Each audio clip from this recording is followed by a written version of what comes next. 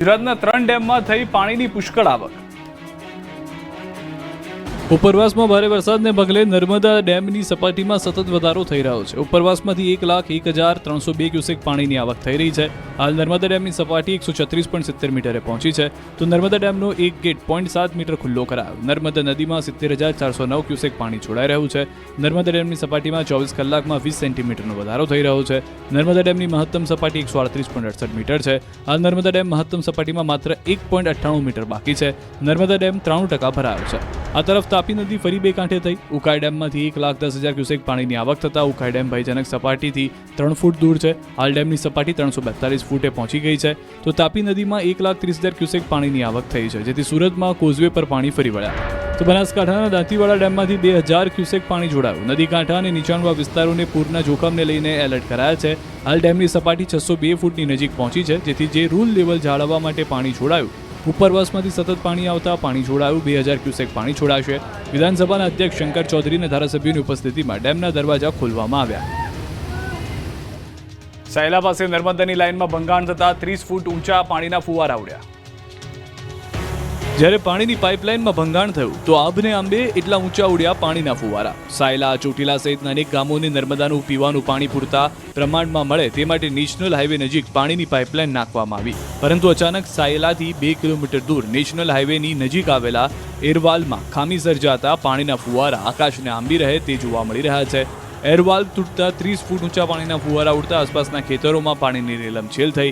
Highway નજીકના ખેતરમાં પણ પાણી ભરાયા। લાખો લીટર પાણીનો વ્યય થયો। અંદાજિત 1.5 થી 2 કલાક સુધી પાણી બેરોકટોક વ્યય થતા લાખો લીટર પાણીનો બગાડ થયો। એક તરફ લોકોને પીવાનું પૂરતું પાણી નથી મળતું, જ્યારે બીજી બાજુ હજારો લીટર પાણીનો વેડફાટ થતા તંત્ર સામે રોષ જોવા મળ્યો। સાયલા મામલતદાર તેમજ પાણી પુરવઠા વિભાગની ટીમને જાણ કરતા પાણીનો પ્રવાહ બંધ કરાવ્યો। ટેકાના ભાવે નોંધણી રદ થતા રાજકોટના ખેડૂતોનો હોબાળો। કામ ધંધા છોડીને કલાકો સુધી લાઇનમાં ઉભા રહ્યા બાદ ટેકાના ભાવે મગફળીના વેચાણ માટે નોંધણી કરાવી અને હવે નોંધણી રદ થયાના મેસેજ આવતા રાજકોટ જિલ્લાના ખેડૂતોના પગ તળેથી જમીન ખસી ગઈ। મોટી સંખ્યામાં ખેડૂતોએ ભેગા થઈને હોબાળો મચાવ્યો। ઉપરથી સેટેલાઇટ દ્વારા કરવામાં આવતા સર્વેના કારણે રાજકોટના અનેક ખેડૂતોને મુશ્કેલીનો સામનો કરવો પડી રહ્યો છે, કેમ કે આ ખેડૂતોએ ટેકાના ભાવે મગફળી વેચવા માટે નોંધણી તો કરાવી છે, પરંતુ હવે મેસેજ આવ્યો કે સર્વે નંબર સાથે તેમણે દર્શાવેલી જમીનમાં મગફળીનો પાક મેચ નથી થતો, જેથી હવે ફરી નોંધણી કરવા માટે ખેડૂતો ધક્કા ખાઈ રહ્યા છે। કચેરીઓમાં પણ કોઈ જવાબ દેતું નથી, ત્યારે મગફળીનો પાક તૈયાર થઈ ગયો છે। હવે વેચવાનો સમય આવ્યો ત્યારે જ તંત્રના બાપે ખેડૂતોની સૂડી વચ્ચે સોપારી જેવી હાલત થઈ ગઈ છે।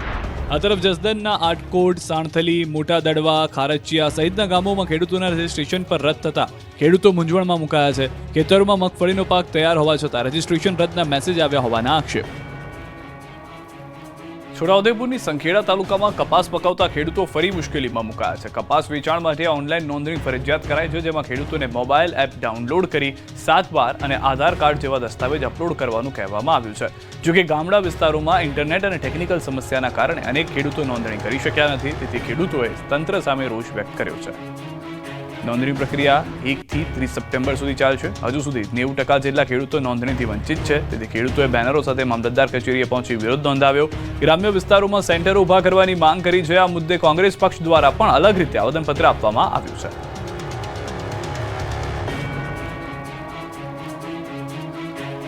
થરાદમાં લીલા દુષ્કાળથી ખેડૂતોને રાતા પાણીએ રડવાનો વારો આવ્યો। મોણા પર પૈસા આવી હતી, અત્યારે મારું પાક ખૂબ ખરાબ થઈ ગયું છે। કોઈ હાલત નહીં, બધું છે પેલું પાણી આવ્યું છે, કોઈ રાખ્યું નહીં, ખૂબ ખરાબ થઈ ગયું, કોઈ હાલત નથી મારી, કોઈ ખાસ સારો કોઈ રાખ્યો નથી, માલ પશુ નથી, ખરાબ હાલત આવી ગઈ છે। પાણી મેં વર્ષોથી ખેતી કરવા કરી આવ્યું નથી, કોણ સાલે પાણી આવ્યું છે, કોઈ સાહેબ કોઈ રાખ્યું જ નથી, હવે માલે એટલે ભૂખ્યો ઉભો છે પરિસ્થિતિ। એટલે અત્યારે મારે કોઈ હાલત છે જ નહીં, ખાવા પીવાનું મગજ કોઈ નથી, ઢોરોના ખોટા બોલાઈ ગયા છે। અમે મનખાના ક્ષેત્રમાંથી પાણી લાવીને પીવા વાળા, મનખાના ક્ષેત્રમાંથી ઘાસ લાવીને નાખવા વાળા, કશું નથી મારું। નાખે આખો જમીન ધોવાઈ ગઈ છે, પાક નિષ્ફળ થઈ ગયો છે, મકાનો ને બધી કોઈ ડેમેજ થઈ ગયા છે આજની તારીખમાં બધા મકાન। એના સિવાય કે અમને સરકાર જોડે એક જ માંગ છે કે અમને પાક નિષ્ફળ અને જમીન ધોવાણ બંનેનું સંપૂર્ણપણે વળતર આવે એવી મારી અપેક્ષા છે। લાચાર બની ગયેલા ખેડૂત છે થરાદ તાલુકાના. કુદરત એવી થપાટ મારી કે આ પંથકમાં માત્ર 10 જ દિવસમાં લીલો દુષ્કાળ આવી ગયો. જ્યાં પાણી માટે ખેડૂતો તડફડિયા મારતા હતા ત્યાં હવે પાણી ઓસરવાનું નામ નથી લઈ રહ્યું. બનાસકાંઠા જિલ્લાના થરાદ તાલુકાના ખેડૂતોને રાતા પાણી રોવાનો વારો આવ્યો. થરાદ તાલુકાના ગણેશપુરા ગામ જ્યાં કુદરતી આફતે ખેડૂતોની સ્થિતિ ખરાબ કરી દીધી. ખેતરો પાણીમાં ગરકાવ થઈ ગયા. વરસાદના પાણીની સાથે સાથે આજુબાજુના ગામોના ખેતરોમાંથી પણ પાણી વહી રહ્યું છે. ખેતરોમાં ઉભેલો પાક પાણીમાં ડૂબી ગયો. પરિણામે ગામના લગભગ 200 એકર ખેતીની જમીન સંપૂર્ણપણે પાણીમાં ગરકાવ થઈ ગઈ. 2 દિવસના ભારે પવન અને વરસાદે તેમનો આખો પાક નષ્ટ કરી નાખ્યો. અહીંની પરિસ્થિતિ જોતા હૃદય દ્રવી ઉઠે તેમ છે. આટલા પાણી ભરાતા ખેડૂતોની શિયાળુ સિઝન પણ નિષ્ફળ જશે. ખેડૂતો માટે આ પાક માત્ર નાશ નથી થયો, પરંતુ તેમના સપનાઓ અને તેમના પરિવારના ભવિષ્યનો પણ નાશ થયો છે. સરકાર મદદની આશા ખેડૂતો રાખી રહ્યા છે. તેમને તાત્કાલિક સરકારી સહાયની જરૂર છે. આ તરફ નસવાડીમાં શાકભાજીના પાક પર ખેડૂતે ટ્રેક્ટર ફેરવી દીધું. ભારે વરસાદથી ફાલ આવે ને ગરી જાય, ફાલ આવે ને ગરી જાય. નાકરના શેરે નીચાણવાળા ભાગમાં બધી રીંગણ ઉકાઈ ગઈ. છોટાઉદેપુરના નસવાડીમાં સતત વરસાદને કારણે ખેડૂતોની માઠી દશા બેઠી. નસવાડી નજીક આકોના ગામે રીંગણની ખેતી કરતા ખેડૂતોને મોટું નુકસાન થયું. સીમમાં રીંગણના ઉભા પાકમાં ખેડૂતે ટ્રેક્ટર મારી દીધું. ખેડૂતના જણાવ્યા મુજબ સતત વરસાદને કારણે રીંગણના પાકની પથારી ફરી ગઈ છે. ઉપર લાગ આવે ત્યારે વરસાદ પડતા ફૂલ ખરી પડતા, જેને લઈને રીંગણની ખેતીનો સમય નીકળી જતા તેમાં નુકસાન થયું, જેથી ખેડૂતને આખા ખેતરમાં ઉભા છોડને ઉખેડી નાખવા માટે મજબૂર બનવું પડ્યું. ખેડૂતો સરકાર પાસે વળતરની માંગ કરી રહ્યા છે. વીજ ધાંધિયાથી દ્વારકાના ખેડૂતો કંટાળ્યા. વીજ સબસ્ટેશને હલ્લાબોલ.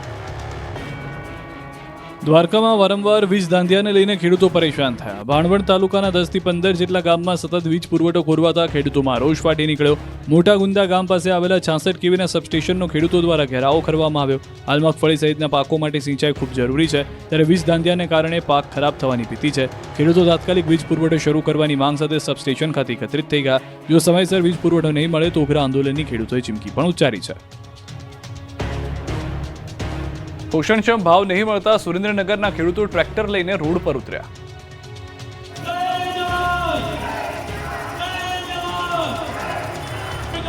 પોષણક્ષમ ભાવ, બિયારણના ભાવ વધુ, નકલી બિયારણ સહિતના મુદ્દે સુરેન્દ્રનગરના ખેડૂતો ટ્રેક્ટર સાથે રોડ પર ઉતર્યા. અનેક વખત રજૂઆત બાદ પણ કોઈ જ ઉકેલ નહીં આવતા સુરેન્દ્રનગર જિલ્લા કોંગ્રેસ દ્વારા ખેડૂતને સાથે રાખી કોંગ્રેસ કાર્યાલય ખાતેથી જિલ્લા કલેક્ટર કચેરી સુધી વિવિધ બેનરો સાથે કિસાન અધિકાર યાત્રા યોજી. વિવિધ લખાણો સાથેના પોસ્ટર અને ટ્રેક્ટર સાથે કિસાન અધિકાર યાત્રા યોજી જિલ્લા કલેક્ટરને આવેદનપત્ર પાઠવ્યું. તેમજ આગામી દિવસોમાં સરકાર દ્વારા તમામ માંગો પૂરી કરવામાં નહીં આવે તો ધરણા, રેલી, ઉપવાસ આંદોલનની ચીમકી પણ ઉચ્ચારી. આ જગ્યાએ આગેવાનો દ્વારા ભાજપ સરકાર પર ખેડૂતોના પ્રશ્નો અંગે આકરા પ્રહારો પણ કરવામાં આવ્યા. આ કિસાન અધિકાર યાત્રામાં જિલ્લાભરમાંથી ખેડૂતો સહિત આગેવાનો વિક્રમભાઈ રબારી, શક્તિસિંહ ઝાલા, રણજીતસિંહ ઝાલા સહિતના ઉપસ્થિત રહ્યા હતા. કામરેજમાં 3 સેકન્ડમાં ટાંકી ધડામ. કંઈક આ રીતે 63 વર્ષ જૂની ટાંકી સેકન્ડોમાં ધડામ થઈ ગઈ. ટાંકી તોડી પાડવાના લાઈવ દ્રશ્યો સુરતના કામરેજ ગામના છે. ગામમાં વર્ષ 1962માં પીવા માટે પાણીની બનાવેલી ટાંકી અતિ જર્જરિત થઈ ગઈ હતી. ગમે ત્યારે કોઈની પર તૂટી પડે તેવી સ્થિતિમાં હતી. આ અંગે લોકોએ તંત્રને જાણ કરતા મોટી દુર્ઘટના થાય તે પહેલા જ ટાંકીને તોડી પાડવામાં આવી. વહેલી સવારથી જ તંત્રની ટીમ જેસીબી સહિતના વાહનો સાથે ગામમાં પહોંચી સુરક્ષા સાથે ટાંકીને જમીન દોસ્ત